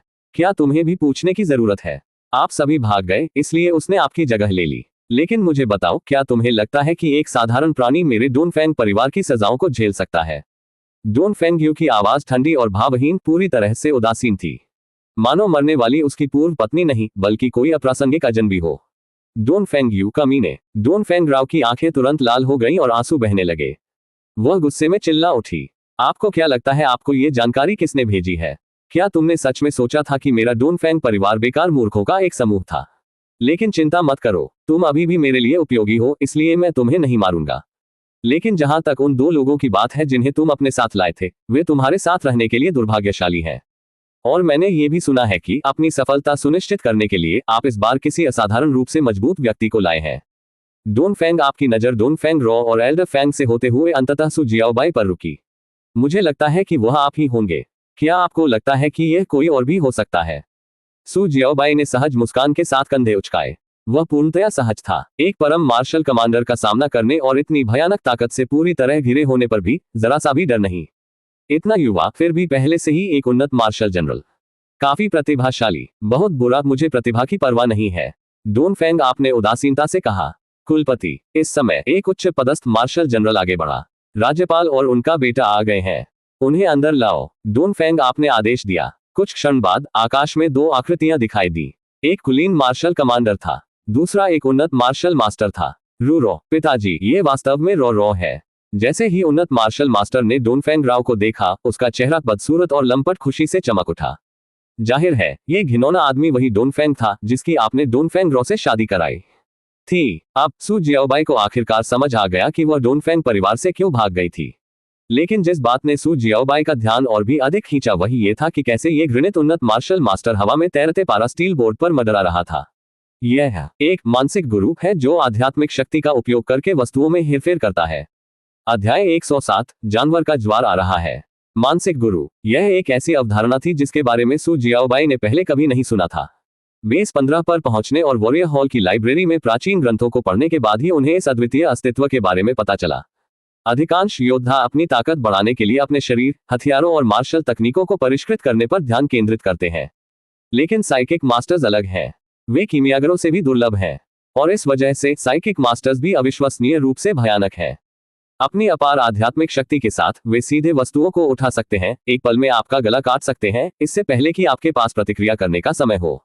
जबकि योद्धाओं को भयंकर जानवरों का शिकार करने के लिए करीबी लड़ाई में मौत से लड़ना पड़ता है, एक मानसिक गुरु को जानवरों की पूरी भीड़ को आसानी से पार करने के लिए केवल कुछ छोटे, तेज धातु के टुकड़ों को नियंत्रित करने की आवश्यकता होती है। वे बिना किसी निशान के हत्या करते हैं और उनके प्रभाव क्षेत्र वाले हमले अद्वितीय हैं। हालांकि उनमें कमजोरियां भी हैं। आंतरिक तकनीकों और आध्यात्मिक साधना विधियों के दीर्घकालिक अभ्यास के कारण वे अक्सर शरीर को मजबूत करने वाली तकनीकों की उपेक्षा करते हैं, जिसके परिणामस्वरूप उनकी शारीरिक सुरक्षा कमजोर हो जाती है। यदि कोई दुश्मन करीब आता है और एक ही वार करता है तो एक मानसिक गुरु गंभीर रूप से घायल हो सकता है या मौके पर ही मारा भी जा सकता है। मानसिक गुरु असाधारण आध्यात्मिक क्षमता के साथ पैदा होते हैं, लेकिन यह जन्मजात क्षमता लोगों की कल्पना से भिन्न है। यहाँ तक कि अगर किसी के पास शक्तिशाली आध्यात्मिक क्षमता है तो उन्हें मार्शल कमांडर स्तर तक पहुंचना होगा और अपने आध्यात्मिक सागर को पूरी तरह से अनलॉक करना होगा, इससे पहले कि वे वास्तव में अपनी आध्यात्मिक शक्ति को बाहरी रूप से प्रकट कर सके, उस बिंदु तक जहां वे वस्तुओं को नियंत्रित कर सके और अपने दिमाग से मार सके। मार्शल कमांडर स्तर तक पहुंचने से पहले चाहे किसी की आध्यात्मिक शक्ति कितनी भी मजबूत क्यों न हो, वह बेकार है। इस प्रकार मार्शल कमांडर स्तर न केवल एक विशाल सीमा है बल्कि एक महत्वपूर्ण मोड़ भी है जो किसी के भाग्य को निर्धारित करता है। स्पष्टतः सु जियाओबाई में मानसिक गुरु बनने की बिल्कुल भी क्षमता नहीं थी। मुझे आश्चर्य है कि क्या ये प्रणाली आध्यात्मिक शक्ति विकसित करने का कोई तरीका प्रदान कर सकती है। सु जियाओबाई के दिमाग में यह विचार आया, यदि वह आध्यात्मिक शक्ति विकसित कर सकता है तो क्या इसका मतलब यह नहीं है कि वह मार्शल आर्ट और मानसिक महारत दोनों में प्रशिक्षित हो सकता है। इसके अलावा मानसिक निपुणता एक छिपे हुए तुरुप के पत्ते के रूप में काम कर सकती है, हमला करने और तुरंत दुश्मन की जान लेने के लिए सही क्षण की प्रतीक्षा करना। इसके बारे में सोचना ही आनंददायक था। मेजबान, एक बार जब आप वन क्लिक कल्टीवेशन स्पेस को 20 के स्तर पर अपग्रेड कर देंगे तो आपको एक आश्चर्य मिलेगा। अचानक सिस्टम बोला। सु जियाओबाई बहुत खुश थी। आपका मतलब है वन क्लिक कल्टीवेशन स्पेस को 20 स्तर तक अपग्रेड करने के बाद मैं आध्यात्मिक शक्ति विकसित करने में सक्षम हो जाऊंगा? उसने झट से पूछा, लेकिन सिस्टम जवाब देने से इनकार करते हुए चुप हो गया। फिर भी सु जियाओबाई लगभग निश्चित थी, एक बार वन क्लिक कल्टीवेशन स्पेस 20 के स्तर पर पहुंच गया तो इस बात की बहुत अधिक संभावना थी कि आध्यात्मिक खेती अनलॉक हो जाएगी। अगर मैं स्वचालित रूप से आध्यात्मिक शक्ति विकसित कर सकता हूं, अरे यह पागलपन होगा। उसका उत्साह बमुश्किल नियंत्रित हो सका। वह 500 अरब पर हाथ डालने और इसे वन क्लिक कल्टीवेशन स्पेस को अपग्रेड करने में लगाने के लिए इंतजार नहीं कर सकता था। इस बीच जब सु जियाओबाई मानसिक महारत हासिल करने के अपने संभावित रास्ते को लेकर उत्साह में खोई हुई थी, एक अन्य स्थान पर बेस 15 के गवर्नर सी बोयान ने बात की। भाई डोनफेंग, मैं एक महत्वपूर्ण अतिथि के स्वागत के बीच में था जब आपने तुरंत मुझे बुलाया। मैं मना नहीं कर सका, इसलिए मैं उसे अपने साथ ले आया। मुझे आशा है कि आपको कोई आपत्ति नहीं होगी। मेहमानों का हमेशा स्वागत है। चूंकि वह गवर्नर सी के सम्मानित अतिथि हैं, इसलिए स्वाभाविक रूप से वह हमारे भी सम्मानित अतिथि हैं। मुझे बिल्कुल भी आपत्ति नहीं है, डोनफेंग, आपने उत्तर दिया। भाई वू, सी बोयान ने पुकारा। एक आकृति अचानक हवा में सी बोयान के पास उतरती हुई दिखाई दी। यह एक मार्शल कमांडर था जो ढीले काले कपड़े पहने और चश्मा लगाए हुए था। उनका स्वरूप विद्वतापूर्ण था। वे एक योद्धा से अधिक एक परिष्कृत शिक्षाविद की तरह दिखते थे। ये वो होंगे हैं जो बेस 88 के वू परिवार का एक दूत है। सी बोयान ने उनका परिचय कराया। वो परिवार के लिए मुझे यकीन है कि मुझे ज्यादा समझाने की जरूरत नहीं है। होंगे लॉर्ड डोनफेंग का स्वागत करता है। वो होंगे मुस्कुराए और थोड़ा झुके। बूम, बेस 88 और वो परिवार का जिक्र आते ही उपस्थित योद्धाओं में हंगामा मच गया। बेस 88 का वो परिवार वह एक सच्चा मार्शल गॉड परिवार था जिसकी देखरेख एक वास्तविक मार्शल गॉड करता था। इन योद्धाओं के लिए एक मार्शल भगवान एक देवता के समान अथाह था जो स्वर्ग में हेरफेर करने, पृथ्वी को नियंत्रित करने और दुनिया के भाग्य को आकार देने में सक्षम था। उनकी शक्ति कल्पना से परे थी, जबकि अन्य लोग केवल हैरान थे। डोनफेंग की पुतलियां तेजी से सिकुड़ गईं और उसका पूरा शरीर अनायास ही कांपने लगा। उसकी आंखों में डर की चमक चमक उठी। लगभग सहज रूप से उसने अपनी उंगली पर स्थानिक अंगूठी पर नजर डाली। यह सही है, उसकी स्थानिक अंगूठी के अंदर वो परिवार से निकटता से जुड़ा हुआ कुछ था। महान ट्रांसेंडेंट तकनीक, हजारों मील पश्चिम तक तकनीक। वो परिवार मूल रूप से बेस 88 से नहीं था, वे बेस 84 से आए थे। हालांकि बेस 84 को अन्य विश्व के जानवरों द्वारा नष्ट कर दिया गया था, जिससे वो परिवार को बेस 88 में स्थानांतरित होने के लिए मजबूर होना पड़ा। और उस समय डोनफेंग आप बेस 84 पर थे। बेस 84 की रक्षा करने वाले मार्शल गॉड को अन्य विश्व के जानवरों ने मार डाला था। शहर की दीवारें तोड़ दी गईं और जानवरों की अंतहीन लहरें तबाही मचाते हुए अंदर आ गईं। हर परिवार अराजकता में पड़ गया। डोनफेंग, जो उस समय पहले से ही एक मार्शल कमांडर था, ने भागते समय एक अवसर देखा। उसने गुप्त रूप से वो परिवार के युवा स्वामी को मार डाला, उसकी स्थानिक अंगूठी चुरा ली और हजारों मील से पश्चिम तकनीक सहित कई खजाने प्राप्त किए। ये जानने के बाद कि वो परिवार बच गया है और बेस 88 में स्थानांतरित हो गया है, डोनफेंग ने उनके पास जाने की हिम्मत नहीं की। वह तुरंत दूर बेस 15 में भाग गया और वहां डोनफेंग परिवार की स्थापना की। खोजे जाने से बचने के लिए उन्होंने गुप्त रूप से इसका अध्ययन करते हुए तकनीक को रक्त प्रतिबंध से सील कर दिया। दुर्भाग्य से ग्रेट ट्रांसेंडेंट तकनीकें बहुत कठिन थीं और उन्होंने आज तक कोई प्रगति नहीं की है। और अब उसे अप्रत्याशित रूप से यही वो परिवार के एक सदस्य से सामना हुआ था।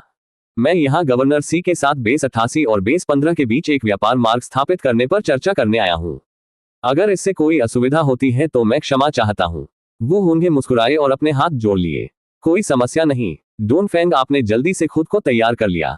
वास्तव में मैंने राज्यपाल को आज एक खुशी के अवसर पर यहाँ आमंत्रित किया है। जैसा कि गवर्नर देख सकते हैं, मेरी बेकार चौथी बेटी वापस आ गई है। आपके युवा गुरु ने कई बार उल्लेख किया है कि वह उससे शादी करना चाहते हैं। अब जब हर कोई यहाँ है तो इस शादी की गवाही क्यों न दे और इसे आधिकारिक क्यों न बनाए। तो यह इसी बारे में है। सू जियाओबाई को अचानक एहसास हुआ, डोनफेंग आपने सब कुछ व्यवस्थित किया था। उन्होंने डोनफेंग राव को वापस लुभाने के लिए जानकारी लीक की थी, कुछ मामलों को प्रकाश में लाने के लिए विश्वसनीय व्यक्तियों की व्यवस्था की थी और अंत में यह सुनिश्चित करने के लिए गवर्नर को स्वयं आमंत्रित किया था कि इस जाल को सभी लोग देख सकें। ये लड़का काफी षड्यंत्रकारी है। डोनफेंग यू, यह मत सोचो कि तुम जो चाहो वह कर सकते हो। तुम्हें सफल होने देने के बजाय मैं मर जाना पसंद करूंगा। डोनफेंग राव ने अपने दांत पीस लिए, उसकी आंखें नफरत से भर गईं। ओह, कोई बात नहीं, यदि आप मर जाते हैं तो मैं ये सुनिश्चित करूंगा कि आपके बगल में बूढ़ा फेंग अपनी आखिरी सांस तक क्रूरतम यातना सहे। डोनफेंग यू की अभिव्यक्ति उदासीन रही। लानत है, इस आदमी ने सब कुछ पूर्णता के साथ योजनाबद्ध किया था। वह जानता था कि डोनफेंग राव परिवार को महत्व देती है, इसलिए उसने उसकी मां को चारे के रूप में इस्तेमाल किया। वह जानता था कि वह वफादारी की कद्र करती है, इसलिए उसने फेंग लाओ को प्रलोभन देकर यहां बुलाया। एक दोषरहित योजना, सिवाय उसकी योजना में एक खामी है। सू जियाओबाई मुस्कुराई। जैसे ही वह अंदर आने वाला था, एक अभिनय करने वाला था और एक आकर्षक प्रदर्शन में मेज पलटने वाला था। बूम, जमीन जोर से हिल गई। सभी के हाव भाव काफी बदल गए। एक जानवर का ज्वार आ रहा है। अध्याय 108। एसएसए स्तर का जानवर प्रकट होता है। धिक्कार है, जानवर का ज्वार तेजी से और तेजी से आ रहा है। देखो, ये यहाँ है, यह अभी भी वही है।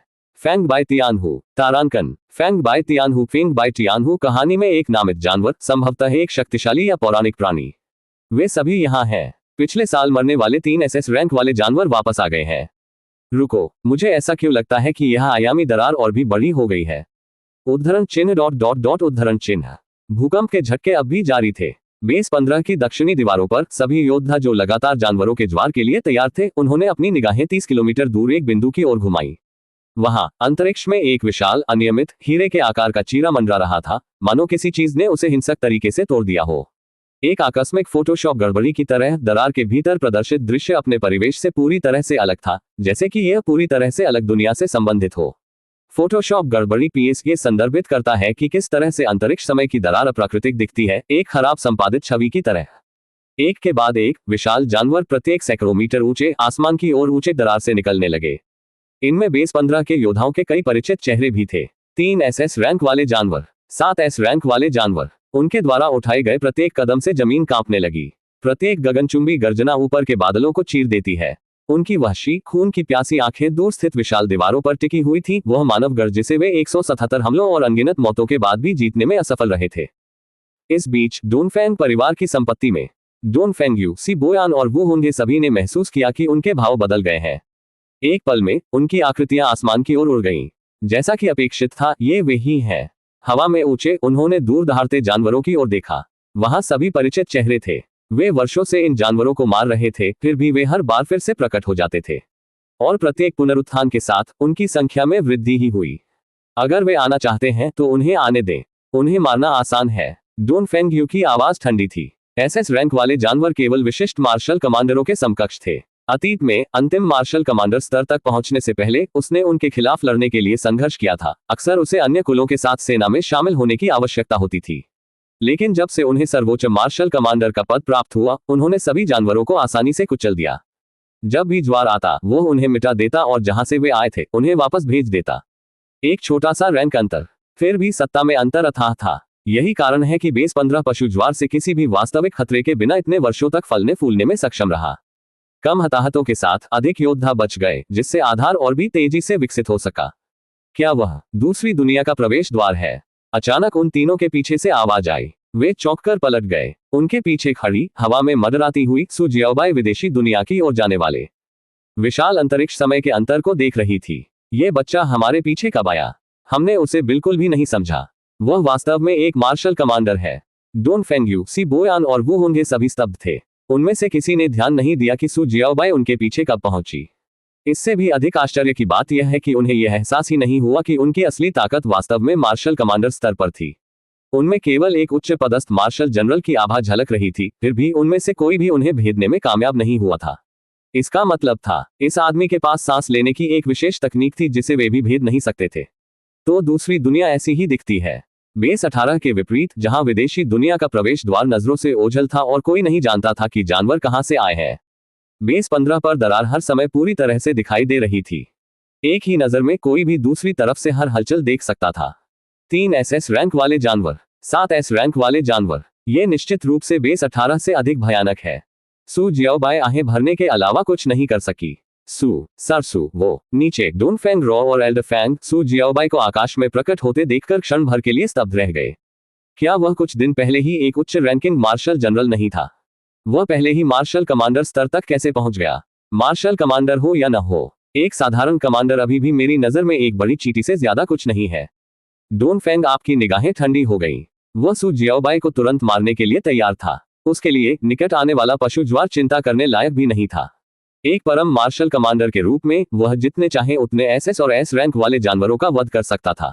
लेकिन तभी विदेशी दुनिया में दरार से एक नई उपस्थिति उभरी। एक विशाल हिंसक आभा उभरकर सामने आई जो अकल्पनीय हत्या के इरादे से भरी हुई थी। डोनफेंग यू की अभिव्यक्ति में भारी बदलाव आया। सिर्फ वही नहीं, सी बोयान और वू होंगे के चेहरे भी काले पड़ गए। उसने ठीक समय पर अपना सिर इधर उधर घुमाया और देखा कि एक और आकृति दूसरी दुनिया से बाहर आ रही है। यह एक इंसान जैसा जानवर था, पूरी तरह से सफेद, बिना आंख, कान, नाक या मुंह के, फिर भी इसके पीछे 8 विशाल पंख फैले हुए थे। और इसकी रैंक थी SSS रैंक। SSS रैंक, ये बुरा है। पूरे बेस 15 में केवल डोनफेंग यू ही अंतिम मार्शल कमांडर तक पहुंच पाया था। सी बोयान एक आध्यात्मिक योद्धा के रूप में अमूर्त, लंबी दूरी के मानसिक हमलों पर भरोसा करते थे। उनकी ताकत का मूल्यांकन हमेशा सामान्य योद्धाओं की तुलना में उच्च स्तर पर किया जाता था। लेकिन सबसे अच्छा वो परम मार्शल कमांडर की दहलीज पर था, जो अधिकतम डोनफेंग यू से मेल खाने में सक्षम था। लेकिन वे दोनों संयुक्त रूप से SSS रैंक वाले जानवर को कभी नहीं रोक सके। ये बिल्कुल वैसा ही था जैसा बेस 18 पर हुआ था। वहां एक भी S रैंक वाले जानवर को खुद को रोकने के लिए 5 मार्शल कमांडरों की आवश्यकता थी। उसी स्तर पर एक SSS रैंक वाला जानवर, विशेष रूप से दूसरी दुनिया से एक, अपने मार्शल कमांडर समकक्ष की तुलना में काफी मजबूत था। डोनफेंग परिवार, मेरे आदेश सुनो। अचानक डोनफेंग यू की आवाज पूरे बेस में गूंज उठी। डोनफेंग परिवार और उसके बाहर के हर योद्धा तक पहुंच गई। बेस 15 को तुरंत खाली करें। बेस 18 पर वापस जाएं। क्या खाली करना? डोनफेंग परिवार और बेस 15 का हर योद्धा स्तब्ध था। डोनफेंग यू, बेस 15 का एकमात्र परम मार्शल कमांडर, पूर्ण वापसी का आदेश दे रहा है। क्या इसका मतलब यह है कि यह जानवर ज्वार बेस 15 को पूरी तरह से नष्ट कर देगा? अध्याय 109, डोनफेंग को मार डालो। भाई डोनफेंग, क्या आप जानते हैं कि आप क्या कर रहे हैं? लड़ाई के सामने भागना एक गंभीर अपराध है। यह सुनकर सी बोयान की अभिव्यक्ति गहरी हो गई। बेस नंबर 15 के गवर्नर के रूप में उन्होंने हमेशा आधार को बाकी सभी चीजों से ऊपर प्राथमिकता दी। डोनफेंग USSS श्रेणी के भयंकर जानवर के खिलाफ सबसे मजबूत लड़ाकू था। फिर भी लड़ने का प्रयास किए बिना उसने भागने का फैसला किया।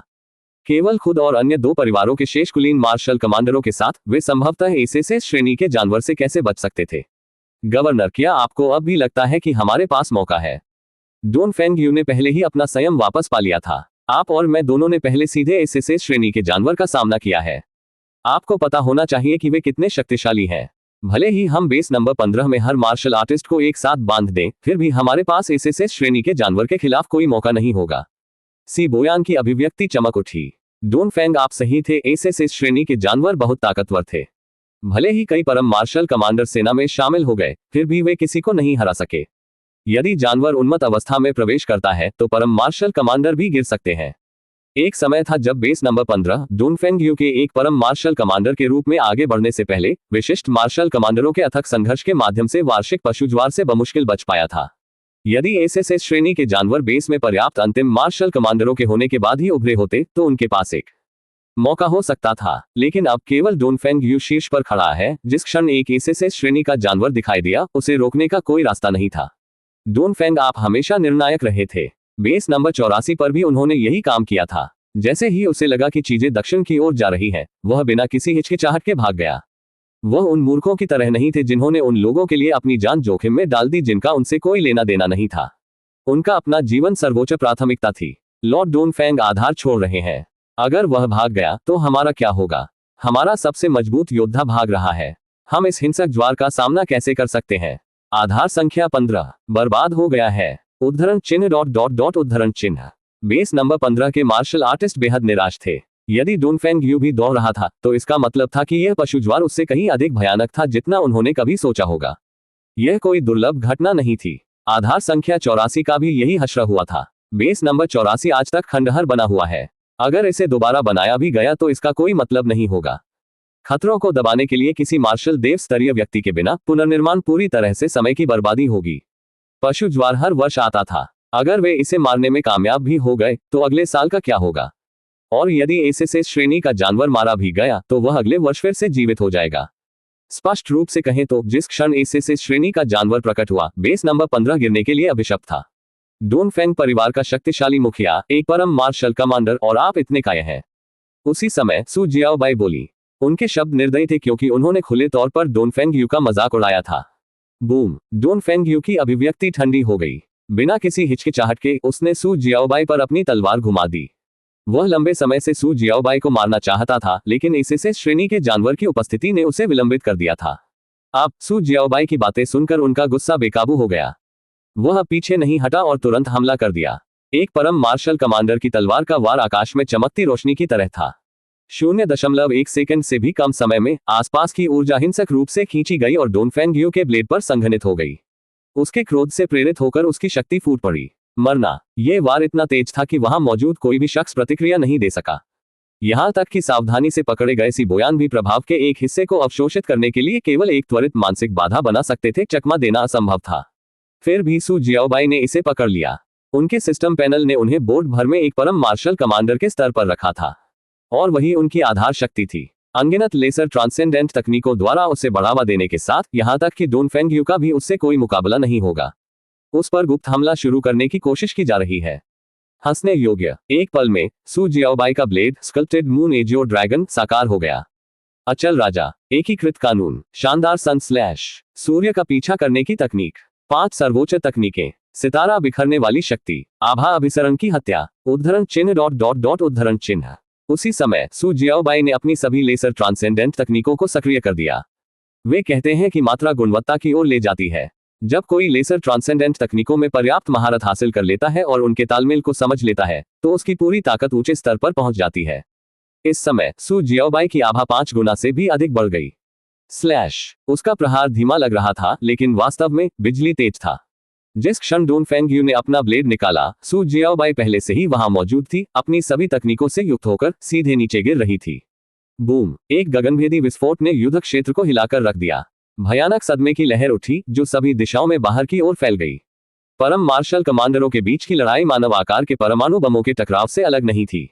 क्या इस बच्चे के साथ क्या हो रहा है? सिबोयान एक मानसिक गुरु के रूप में और अंतिम मार्शल कमांडर स्तर तक पहुंचने के सबसे करीब, युद्ध में बदलाव को नोटिस करने वाले पहले व्यक्ति थे। सदमे से उसका चेहरा घूम गया। डोनफेंग यू और सू जियाओबाई बहुत करीब से भिड़े थे। ऐसा लग रहा था कि बराबरी का मुकाबला हो रहा है। नहीं, नतीजा पहले ही तय हो चुका था। सिबोयान का चेहरा पीला पड़ गया। उसने देखा कि डोनफेंग यू का शरीर हवा में जबरदस्ती वापस जा रहा था। उसी समय डोनफेंग यू की गर्दन के चारों ओर सुरक्षात्मक कवच प्रकार का आध्यात्मिक हथियार पूरी तरह से फीका पड़ने से पहले एक बार चमका। डोनफेंग यू का कवच प्रकार का आध्यात्मिक हथियार पूरी तरह से नष्ट हो गया था। उनके टकराव के बाद डोनफेंग यू जल्दी से पीछे हट गया। उसकी अभिव्यक्ति सिबोयान की तुलना में भी बदसूरत थी। उसकी आंखें सदमे और भय से भर गईं। यदि सिबोयान इसे समझ सकता था तो वह कैसे नहीं समझ सकता था। उच्च श्रेणी का कवच प्रकार का आध्यात्मिक हथियार जो उसने बड़ी मेहनत से हासिल किया था, जो परम मार्शल कमांडरों के कई हमलों को झेलने में सक्षम था, सू जियाओबाई के एक ही हमले में नष्ट हो गया था। और वह सबसे बुरा हिस्सा भी नहीं था। सू जियाओबाई डोनफेंग परिवार की अपनी लेसर ट्रांसेंडेंट तकनीकों का उपयोग कर रही थी, लेकिन यह वह बात नहीं थी जिससे वह सबसे अधिक भयभीत था। सू जियाओबाई महज एक साधारण मार्शल कमांडर था, फिर भी उसके ब्लेड ने उसकी तलवार पर पूरी तरह से काबू पा लिया था और अपनी सारी शक्ति सीधे उस पर संचारित कर दी थी। दूसरे शब्दों में, यदि उसका कवच न होता तो उस पर सीधा प्रहार होता। दौड़ना, मुझे भागना होगा। डोनफेंग आपने तुरंत अपना निर्णय लिया। उसे कोई अंदाजा नहीं था कि उसकी अभिशप्त बेटी को इतना भयानक सहयोगी कहां मिला था, लेकिन अगर उसने एक और प्रहार किया तो वह वहीं मर सकता है। चाहे कुछ भी हो, अस्तित्व पहले है। लेकिन क्या सू जियाओबाई उसे भागने देगी? सू जियाओबाई कभी भी दया दिखाने वालों में से नहीं थी। डोनफेंग यू के अचानक प्रहार ने उसे पहले ही क्रोधित कर दिया था। भागो, आपके अगले जीवन में। झपटा मारना। जैसे ही डोनफेंग यू भागने वाला था, एक स्थानिक ब्लेड चुपचाप सू जियाओबाई की हथेली में आ गया और डोनफेंग यू के गले पर बेरहमी से काट दिया। अध्याय 110 एसएसएस स्तर के जानवर की जिंदा खाल उतारना। स्थानिक ब्लेड फिर से प्रकट हुआ। मौन और अदृश्य, ये केवल कुछ क्षण के लिए ही प्रकट हुआ। सी बोयान के अलावा, जिसने अपनी अपार मानसिक शक्ति के कारण एक हल्के निशान का पता लगाया, किसी को भी पता नहीं था कि अभी क्या हुआ था। मैं हिल नहीं सकता। डोन फेंगयू को अचानक एहसास हुआ कि वह अब अपने अंगों को नियंत्रित नहीं कर सकता। ऐसा लग रहा था मानो उसका शरीर उसके दिमाग से अलग हो गया हो। अपनी गर्दन के नीचे उसे बिल्कुल कुछ भी महसूस नहीं हुआ। क्या ये हो सकता है? उस पल में डोन फेंगयू पर बिजली की तरह एहसास हुआ। उसकी आंखें सदमे से चौड़ी हो गईं, असीम अनिच्छा से भर गईं। कुछ असंभव नहीं, उसके अंदर भयानक दर्द उभर आया। उसकी दृष्टि बदल गई, उसका सिर उसकी गर्दन से फिसल गया। उपस्थित सभी लोगों की स्तब्ध आंखों के सामने उसका कटा हुआ सिर उसकी अब बिना सिर वाली लाश के साथ खून के झरने के साथ हवा में गिर गया। जब तक डोन फेंगयू का सिर और शरीर जमीन पर गिरा, उसकी जीवन शक्ति पूरी तरह से गायब हो चुकी थी। मौत के बाद उसकी आंखें खुली रह गईं, वह बिना ये जाने मर गया कि उसे किसने मारा।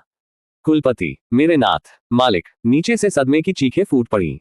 सी बोयान ने तेजी से खुद को सू जियाओबाई से दूर कर लिया। उसकी मानसिक शक्ति ने तुरंत उसके पूरे शरीर के चारों ओर सबसे मजबूत मानसिक बाधा बना दी। वू होंगहे ने भी बहुत कुछ वैसा ही किया। वह भयभीत होकर पीछे हट गया और सुरक्षा के लिए जल्दबाजी में एक चांदी का लंबा पतलून निकाला। जिस तरह से उन्होंने सू जियाओबाई को देखा, ऐसा लगा मानो उन्होंने कोई भूत देखा हो। उनकी आंखों में डर झलक रहा है। सू जियाओबाई और डोन फेंगयू के बीच पूरा आदान प्रदान पलक झपकते ही हो गया था। यह आकाश में दीप्तिमान रोशनी के विस्फोट की तरह था, जिसके बाद पृथ्वी को हिला देने वाली शॉकवेव आई। कुछ ही सेकंड के भीतर डोन फेंगयू आकाश से गिर गया, उसका सिर और शरीर अलग हो गए। सी बोयान के अलावा, जिसे बमुश्किल कुछ गड़बड़ी का एहसास हुआ, किसी और को पता भी नहीं चला कि क्या हुआ था। लेकिन परिणाम स्पष्ट था। बेस 15 का एकमात्र ultimate marshal commander Don Feng परिवार का मुखिया डोन फेंगयू मर गया था। यह डोन फेंग रॉ और एल्डर फेंग अभी भी अचंभे में थे। कुछ ही क्षण पहले वे डोन फेंगयू की धमकियों को लेकर चिंता से कांप रहे थे। उन्हें समझ नहीं आ रहा था कि क्या करें।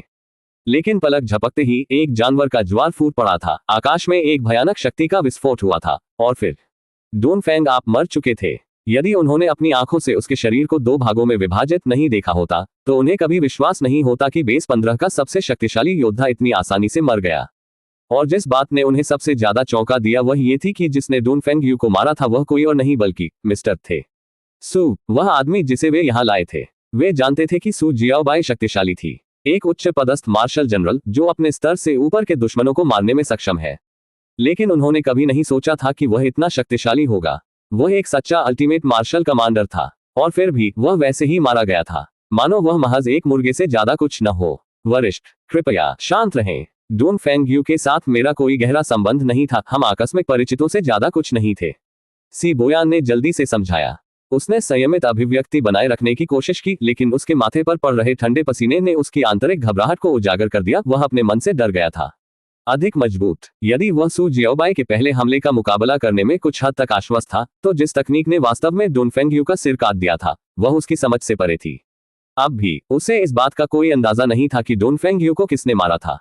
यही कारण है कि उसने तुरंत खुद को डोन फेंगयू के साथ किसी भी संबंध से दूर कर लिया। वह गोलीबारी में फंसने और उसी भाग्य का सामना करने से भयभीत था।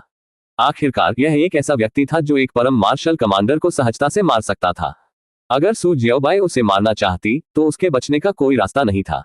वरिष्ठ, जैसा कि आपने अभी सुना, मेरा डोन फेंगयू से कोई संबंध नहीं है, कृपया समझें। वू होंगहे ने तुरंत प्रतिध्वनि की। उसका दिल अभी भी डोन फेंगयू की मौत के सदमे से उबर रहा था। बहुत मजबूत, एकमात्र मार्शल कमांडर, फिर भी किसी तरह इतना शक्तिशाली। यहाँ तक कि उनके वो परिवार के सबसे मजबूत मार्शल देवताओं के पास भी इस स्तर पर इतनी ताकत कभी नहीं थी। लेकिन सू जियाओबाई ने ऐसा किया था। एक महान नहीं, एक राक्षस, प्रकृति का एक विचित्र। मुझे तुम दोनों में कोई दिलचस्पी नहीं है। सू जियाओबाई ने उदासीनता से बात की। अपने हाथ में एक स्थानिक अंगूठी की जांच की, वही अंगूठी जो उसने डोन फेंगयू की गिरती हुई लाश से ली थी। डोन फेंग आप मर चुके थे। उसका सामान, स्वाभाविक रूप से वे अब सू जियाओबाई के थे। सी बोयान और वो होंगे, वह उनकी कम परवाह नहीं कर सकता था। डोन फेंगयू की स्थानिक अंगूठी वास्तव में उसे आकर्षित कर रही थी। अचानक सू जियाओबाई को कुछ महसूस हुआ। जैसे ही उसने अपना सिर दक्षिणी दीवार की ओर बढ़ाया, एसएसएस रैंक जानवर की ओर उसकी आध्यात्मिक ऊर्जा में थोड़ा उतार चढ़ाव आया। सू जियाओबाई और डोन फेंगयू की लड़ाई के शोर ने बहुत पहले ही दूर के एसएसएस रैंक जानवर का ध्यान आकर्षित कर लिया था। चेहरे की कोई विशेषता न होने के बावजूद इसकी नजर दर्जनों किलोमीटर दूर से सू जियाओबाई और डोन फेंगयू के स्थान पर टिकी हुई है। तरंगित ऊर्जा से यह बता सकता है, यही उसका लक्ष्य था। इसने अपना मुंह खोल दिया। आसपास की आभा तेजी से एकत्रित होकर प्रकाश के छोटे छोटे कणों में संघनित हो गई। जैसे ही सू जियाओबाई ने उसका सामना किया, जानवर ने कई मीटर चौड़ी एक विशाल ऊर्जा किरण छोड़ी। किरण एक पल में उनकी ओर बढ़ी और सभी स्थानों में सी बोयान अपने रास्ते पर सही था। सू जियाओबाई और सी बोयान दोनों तुरंत ही भीषण विस्फोट की चपेट में आ गए। सी बोयान आखिरकार केवल एक विशिष्ट मार्शल कमांडर थे। यहां तक कि अपनी मानसिक योद्धा क्षमताओं के साथ भी वह एक परम मार्शल कमांडर के खिलाफ अपनी पकड़ बना सकता है। एक को हराना असंभव और एसएसएस रैंक जानवर के हमले से बचाव भ्रमपूर्ण। जैसे ही ऊर्जा किरण नष्ट हुई, सी बोयान का पूरा शरीर पहचान से परे जल गया। उसका मांस जलकर काला हो गया था, उसकी त्वचा पूरी तरह राख में बदल गई थी, उसके दांत टूट गए थे, उसकी आंखें चली गई थी, उसकी जीवन शक्ति पूरी तरह खत्म हो गई। उससे पहले डोनफेंग यू की तरह उसकी झुलसी हुई लाश बेजान होकर जमीन पर गिर पड़ी। सी बोयान की मृत्यु और भी दुखद थी। वह पहचान में नहीं आ रहा था। वो होंगे का चेहरा बिल्कुल पीला पड़ गया।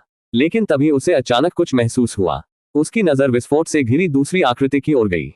सू जियाओबाई। अरे, इससे वास्तव में थोड़ा दर्द हुआ। सू जियाओबाई पूरी तरह से सुरक्षित खड़ी रही। उसके कपड़ों के किनारों पर केवल कुछ झुलसे हुए धब्बे थे। किरण गिरने से पहले उस क्षण में उसने अपने पास मौजूद हर रक्षात्मक तकनीक को सक्रिय कर लिया था और आ शील्ड क्यूई बैरियर, और उसने मुश्किल से ही हमले का विरोध किया था। आपने न केवल किसी को मार डाला, बल्कि आपने उसकी स्थानिक अंगूठी भी नष्ट कर दी। सू जियाओबाई ने सी बोयान की जली हुई लाश पर नजर डाली। फिर उसने एसएसएस रैंक जानवर को देखा। उसकी आंखें जानलेवा इरादे से जल गईं। मुझे इसे कैसे खिसकने देना चाहिए? नंबर 1, नंबर 2, नंबर 3, नंबर 9, तुम सब जाओ, इसे जीवित करो।